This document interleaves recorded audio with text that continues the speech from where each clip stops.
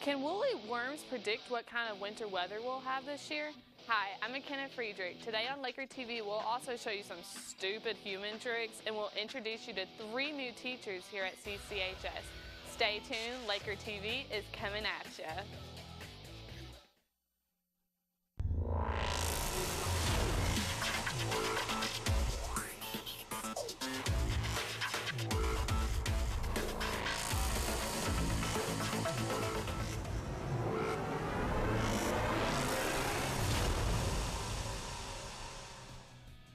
Welcome back to Laker TV. Kenna, you look wore out. At least I look good in front of the camera. Oh, okay, look, calm down. You're going to get most of the airtime anyways, okay? Because I'm more special than you are. Ouch. The heart that I never had. Whatever, I hope that it just snows sometime so I don't have to see you again. You just might get that wish. I really hope I do. Remember last year when we got out of school late in late May because of the snow? Yeah, I remember when we got out in late May. Yeah, it was a great time. Well, what if I told you that might happen again this year and how there's a way to predict how bad the winter is going to be? I'd say you need more mental help than I ever do. When it comes to predicting winter weather, many people turn to the Old Farmer's Almanac or maybe even folklore to help them, most notably a small fuzzy worm that shows up this time of year.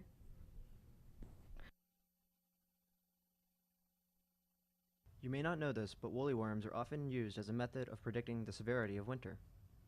This method of prediction started off as a little science experiment back in the 1940s and has since become a common method for predicting how harsh the coming winter will be. This year, it's predicted to be slightly warmer than usual up until January. Then it's predicted to start getting progressively colder, according to the Farmer's Almanac. WPSD, on the other hand, predicts that it will be very cold and very snowy after they've studied the woolly worms themselves. CCHS biology teacher Scott Williams says he thinks there's some truth behind the method. I haven't seen any woolly worms, but I have remembered through the years past where the colorations have been tan and dark brown and tan and dark brown, and talking about how the winter's supposed to adjust according, and there's probably a lot of truth to it. For Laker TV, I'm Logan Bogard. You're expecting me to believe that worms can predict weather? If the woolly worm isn't enough to convince you, first-hand weather always expects the weather to be colder and snowier than previous winters. Better get my jacket ready then. It's not like it's going to help your cold heart anyway. Reporter Jillian Hackathorn and Bria Duncan talked to Sarah McCallan about the last chance for free senior photos and how that can be accomplished.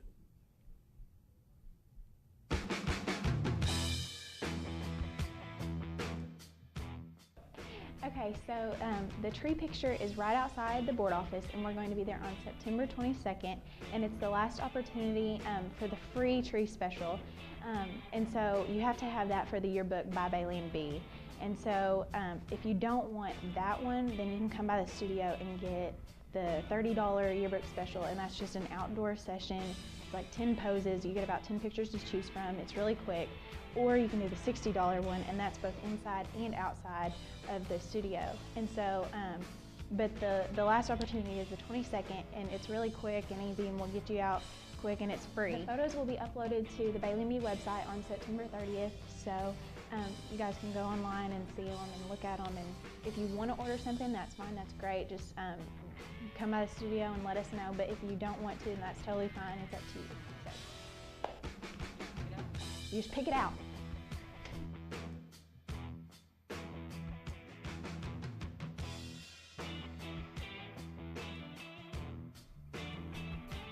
Make sure you get your senior photo in as soon as possible. We don't want another name with a mystery photo beside it like last year. So Josh, are you gonna get pictures done? I don't know. I may. What about you? Of course. What are you, crazy? Well, you and everyone else might think so. Might as well keep the streak going. Just keeps adding to losing the streak. When we come back, a little insight on one of the teachers here in CCHS. And don't forget the band. They got some big news too. Stick around, we'll be right back.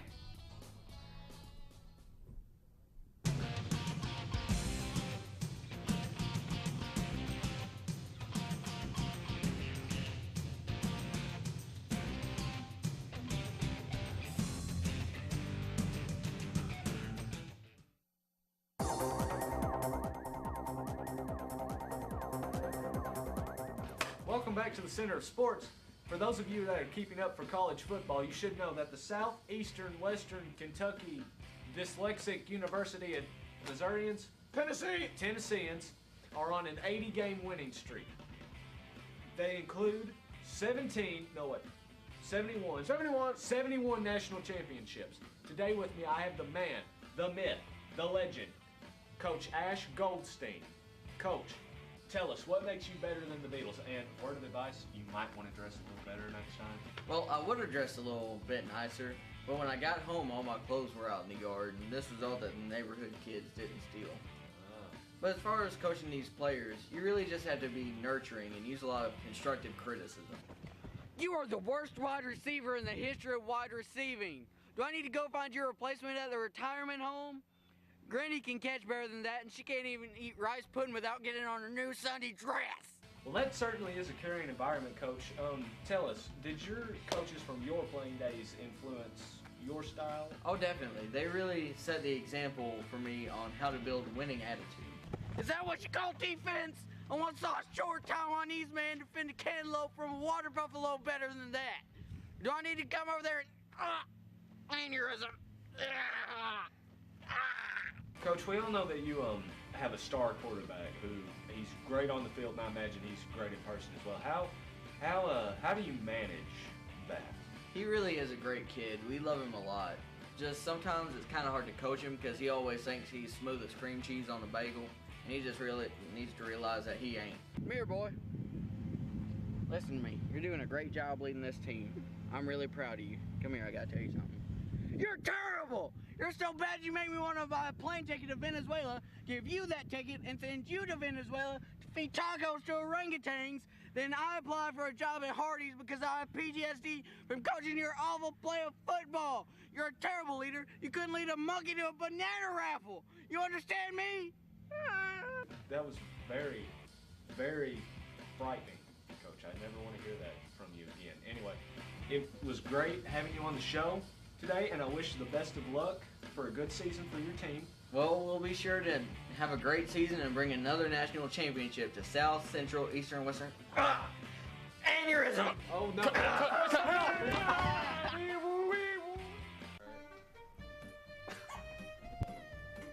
Oh my good. Ow. It doesn't work.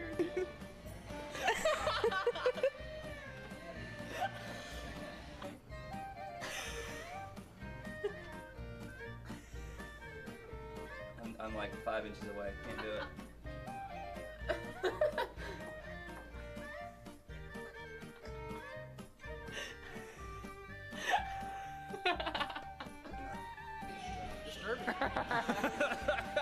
Twist it. Oh, that's the like this? Just reach down and up like that. What about? Yeah, you can. Yeah, I'm not that flexible. Look at it. My tongue got chopped off in the wood. So you want me to lick my nose? Yeah. I can't. Can't do it. I licked the thing here. Are not filming me trying to lick my nose. My tongue is not nearly that long. And here we are, folks. The moment we've all been waiting for. Showtime. Congrats from the LakerTV department to the Laker Band on their outstanding job at the Maroon Classic Band competition last Saturday at Madisonville. They were first in the 3A division in music, marching, and guard. On top of all that, the Laker Band also received the Grand Championship trophy. We hope they have the same success at the Festival of Champion competitions tomorrow at Murray State. By the way, they are scheduled to take the field in the preliminary competition at 12:30, so be there and support them if you can. It's a major task to adjust to a new school, but what if you're just adjusting to a new job in a different school? This year at CCHS, we started the school year with 3 new teachers in our building. In case you're not familiar with them, here's a look at who is joining our staff.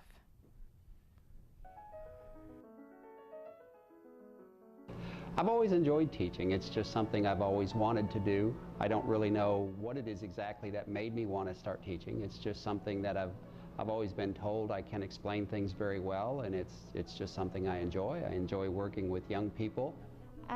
Well, I actually had careers, and I swore in high school I would never ever teach, and several years ago, it was about 13 years ago, I decided that that was what God wanted me to do. I'd been praying about it a long time. My grandmother was a teacher, and when I was in elementary school, I would go to her classroom after school and help her with her bulletin boards and plan for her classes, and I saw how students would stop by and talk to her, and it just inspired me, and I followed her throughout her career, and so she was kind of my inspiration. It was the only thing I ever wanted to do. I've been teaching, this is my first time teaching at a public school, actually. I've taught for 2.5 years at Murray State University. At Murray State University, I taught economics courses to undergraduates, just the principles of economics. I taught graduate level economics courses, and I also taught statistics in the computer science department. I started teaching in Caldwell County and taught there 2 years. I moved to Graves County and taught there for 3 years, and then the past 7 years I've been at Paducah-Tillman. I taught for 20 years, in McLean County, Kentucky, which is in Calhoun, right outside of Davis County. My favorite part about teaching is the relationship that you make with other teachers. You create lifelong friends in that way, and also with students. It's really enjoyable when you see students later on outside of school that you had in the past, and they remember you, and you stop and talk, and you find out about their lives and their successes. I like the connections and the relationships with the students and even the faculty, but mainly it's just being able to connect with the students and get involved in their lives even beyond math, which is what I teach. My favorite part about teaching is when the students get it, when they have that aha moment, when the epiphany comes and they finally understand something that they thought was extremely difficult, and then they realize it's just something very simple.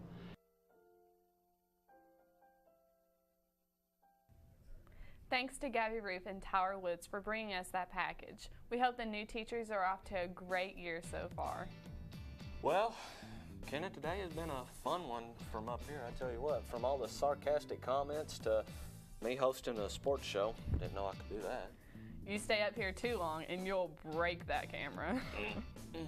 Lord, I just kind of felt my disappearing soul go. Also, you did feel something, right? Believe it or not, I can, yeah. Anyways, I'm excited for next week. Why? Because of the second round of free senior picks, or because of that thing we're going to next Friday? Well, that and because you're directing next week's no, take that back. Yeah, I totally take that back. Ain't no show. How's Loretta? Well, it's funny you should ask. Her and Walter are living in Tahiti. Anyway. And as always, go Lakers.